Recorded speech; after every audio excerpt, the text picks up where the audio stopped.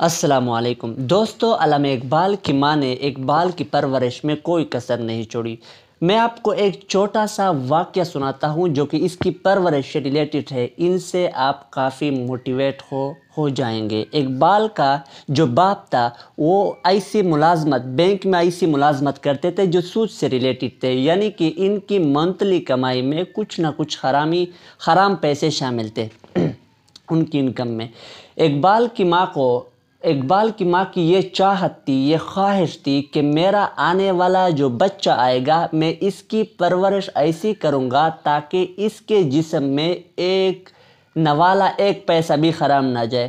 میں نے جس طرح بیتی اپنے شوہر کے ساتھ زندگی گزاری، چاہے حلال پہ ہو یا حرام پہ، لیکن میں اپنے بیٹے علامہ اقبال، میرا جو آنے والا بیٹا ہے علامہ محمد اقبال، اس کے جسم میں ایک گوند ایک حرام چیز بھی نہیں، ان کو حرام سے بچاؤں گا، ان کو حرام چیزیں نہیں دوں گا۔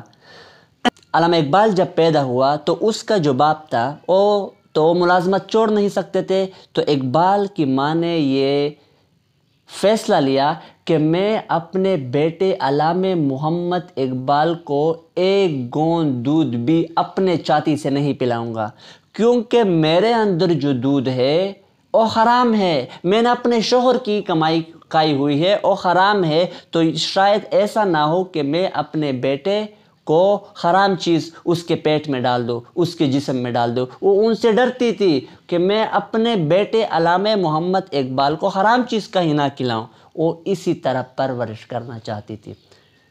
تو انہوں نے اپنے گالے کا ہار بیچ دیا اور ان سے ایک گوٹ خرید لی، ایک بکری خرید لی، اور علامہ محمد اقبال کو کہا جاتا ہے کہ دو ساڑھے دو سال تک اس بکری کا دودھ پلایا کرتی تھی۔